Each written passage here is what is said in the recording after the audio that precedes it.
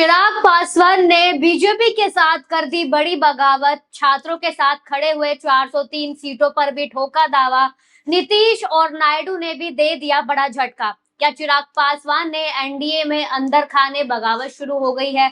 क्या नीतीश नायडू बीजेपी के खिलाफ नई रणनीति बना रहे हैं? और क्या छात्रों के मुद्दे पर चिराग का खुलकर सामने आना बीजेपी के लिए खतरे की घंटी बनता जा रहा है? लेकिन दोस्तों, कहानी सिर्फ चिराग पासवान के छात्रों के समर्थन की नहीं है। आज आपको बताऊंगी कि चिराग पासवान के 403 सीटों वाले दावे और छात्रों के बीच पहुंचने का बीजेपी की राजनीति पर क्या असर पड़ सकता है। साथ ही बात करेंगे नीतीश कुमार और चंद्रबाबू नायडू की, जो एनडीए में रहते हुए भी अपनी अपनी राजनीतिक ताकत और हितों के हिसाब से फैसला लेते नजर आते हैं। और सबसे बड़ा सवाल, क्या बीजेपी के सहयोगी ही अब बीजेपी के लिए सबसे बड़ी राजनीतिक चुनौती बनते जा रहे हैं? नमस्कार दोस्तों, मेरा नाम अंजलि यादव है और आप देख रहे हैं पीआरबी। देश की राजनीति में बीजेपी के नेतृत्व वाला एनडीए सत्ता में जरूरी है, लेकिन गठबंधन की राजनीति में हर सहयोगी अपनी ताकत और अपनी मांगे होती हैं। और इसी वक्त तीन नाम खास तौर पर चर्चा में है। पहला चिराग पासवान, दूसरा नीतीश कुमार और तीसरा चंद्रबाबू नायडू।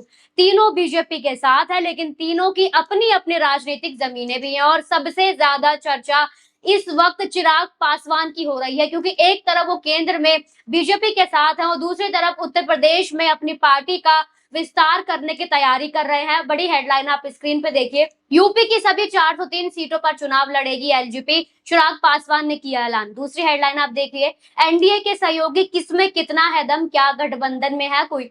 चिराग का 403 वाला दाव दोस्तों, उत्तर प्रदेश में 2027 के विधानसभा चुनाव को लेकर चिराग पासवान की पार्टी एलजेपी रामविलास ने बड़ा दावा चला है। पार्टी ने यूपी की सभी 403 विधानसभा सीटों पर तैयारी करने का ऐलान किया है। अब यहाँ एक बात साफ समझिए, 403 सीटों पर तैयारी का मतलब ये जरूरी नहीं है कि आखिर में एलजेपी हर सीट पर उम्मीदवार उतारेगी ही। गठबंधन और सीट शेयरिंग को लेकर अंतिम फैसला आगे होना है, लेकिन राजनीतिक संदेश साफ है। चिराग पासवान अब उत्तर प्रदेश में अपनी राजनीतिक जमीन मजबूत करना चाहते हैं और अगर एलजेपी बड़े पैमाने पर मैदान में उतरती है तो इसका असर एनडीए के अंदर सीट शेयरिंग के गणित पर भी पड़ सकता है। लेकिन कहानी सिर्फ 403 सीटों की नहीं है। अब दोस्तों, चिराग पासवान की एक और तस्वीर सामने आई है और ये तस्वीर सीधे छात्रों के आंदोलन से जुड़ी हुई है। बिहार में बीपीएससी अभ्यर्थियों के प्रदर्शन के बीच चिराग पासवान खुद प्रदर्शन स्थल पर पहुंचे और छात्रों से जो है मुलाकात की। उन्होंने छात्रों की समस्याएं सुनी और उनकी मांगों को सम्राट चौधरी के सामने रखने की बात भी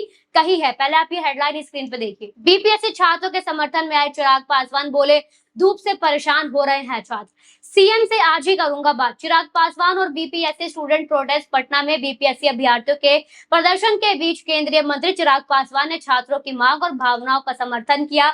उन्होंने कहा कि 70वीं बीपीएससी परीक्षा रद्द कराने में, टीआरई 4 में सिंगल एग्जाम कराने और नेगेटिव मार्किंग हटाने जैसी मांगों को लेकर वो मुख्यमंत्री सम्राट चौधरी से मुलाकात कर समाधान निकालने का प्रयास करेंगे।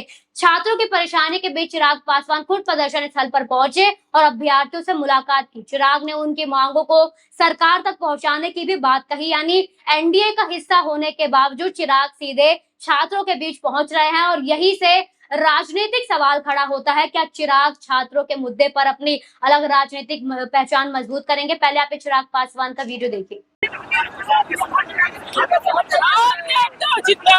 तो आगे आप देख सकते हैं चिराग पासवान यहाँ पे आ चुके हैं। चिराग पासवान का एंट्री हो गया है और आप लोग देख सकते हैं कि वो मंच पे चढ़ गए। मंच पे चढ़ गया और जस्ट उनके बगल में दिलीप कुमार है। देखिए किस तरह से वो छात्रों के बीच मौजूद है। चिराग सिर्फ बयान देकर नहीं रुके, बल्कि उन्होंने खुद छात्रों के बीच पहुंचे और अपनी उनकी समस्याएं भी सुनी। उनका ये ट्वीट भी देखिए आप। चिराग पासवान ने छात्रों से मुलाकात के बाद सोशल मीडिया पर भी उनकी समस्याओं को लेकर अपनी बातें रखी।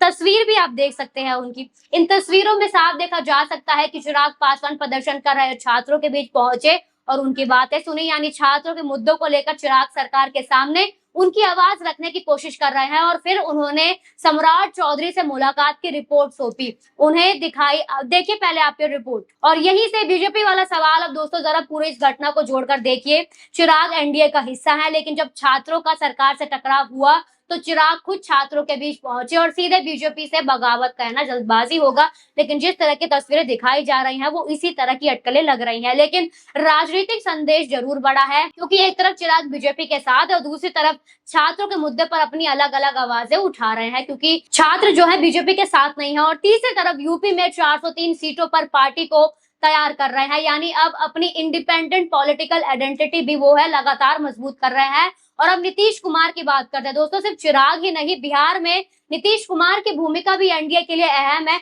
नीतीश लंबे समय से बिहार की राजनीति का बड़ा चेहरा रहे हैं और उनकी पार्टी जेडीयू का अपना मजबूत राजनीतिक आधार है। बीजेपी के साथ गठबंधन होने के बावजूद नीतीश की अपनी राजनीतिक प्राथमिकताएं और अपनी ताकत है, यानी बीजेपी को अपना सहयोगियों के साथ लेकर चलना पड़ता है और यही गठबंधन की राजनीति का सबसे बड़ा सच है। अब बात करते हैं चंद्रबाबू नायडू की। तीसरा बड़ा नाम है चंद्रबाबू नायडू। टीडीपी और एनडीए का हिस्सा है, लेकिन नायडू की राजनीति हमेशा आंध्र प्रदेश के हितों के आसपास केंद्रित रहती है। राज्य के फंड, विकास और दूसरी मांगों को लेकर नायडू केंद्र के सामने अपनी बात रखते हैं, यानी बीजेपी के साथ होना एक बात है, लेकिन अपने राज्य के हितों के लिए केंद्र पर दबाव बनाना दूसरी बात है। और यही वजह है कि एनडीए के भीतर सहयोगियों की बार्गेनिंग पावर भी महत्वपूर्ण हो जाती है। क्या सहयोगी बीजेपी को धोखा दे रहे हैं? अब दोस्तों यहाँ एक बात साफ कर दे, अभी ऐसा कोई तथ्य नहीं है कि चिराग, नीतीश या नायडू बीजेपी छोड़ने जा रहे हैं, इसलिए सीधा ये कहना कि तीनों बीजेपी को धोखा दे रहे हैं सही नहीं होगा। लेकिन सवाल जरूर है कि क्या ये नेता बीजेपी पर अपनी शर्तों के लिए दबाव बना सकते हैं? बिल्कुल, चिराग यूपी में संगठन बढ़ा रहे हैं, नीतीश के बिहार में अपनी राजनीतिक ताकत है और नायडू आंध्र प्रदेश के मुद्दे पर अपनी बार्गेनिंग पावर बनाए रखते हैं। यानी बीजेपी के सामने चुनौती सिर्फ विपक्ष की नहीं है, अपने सहयोगियों को साथ रखना भी एक बड़ा राजनीतिक चुनौती है। छात्रों वाला एंगल अहम क्यों है? आज छात्रों और युवाओं से जुड़े मुद्दे किसी भी सरकार के लिए बेहद संवेदनशील है। भर्ती परीक्षा हो, पेपर लीक हो, सरकारी नौकरी से जुड़ी मांग हो, युवाओं का विरोध सरकार पर राजनीतिक दबाव बना सकता है। और अगर एनडीए का ही कोई नेता छात्रों के बीच पहुंचकर उनकी बात सुनता है तो वो युवाओं के बीच अपनी अलग पहचान बना सकता है। चिराग का छात्रों के बीच पहुंचना इसी वजह से महत्वपूर्ण है। लेकिन ये कहना कि अभी छात्र बीजेपी के खिलाफ है ये सही नहीं होगा, लेकिन जिस तरह से तस्वीरें हैं वो यही लग रहा है। और हाँ, जो छात्र किसी सरकारी नीति या भर्ती प्रक्रिया के खिलाफ प्रदर्शन कर रहे हैं, उनकी नाराजगी सरकार के लिए राजनीतिक चुनौती जरूर बन सकता है। और सबसे बड़ा सवाल, क्या चिराग पासवान बीजेपी के साथ रहकर अपनी अलग राजनीति मजबूत करेंगे? क्या छात्रों के मुद्दे पर उनका खुलकर सामने आना उनके स्वतंत्र राजनीति पहचान बनाने की कोशिश है?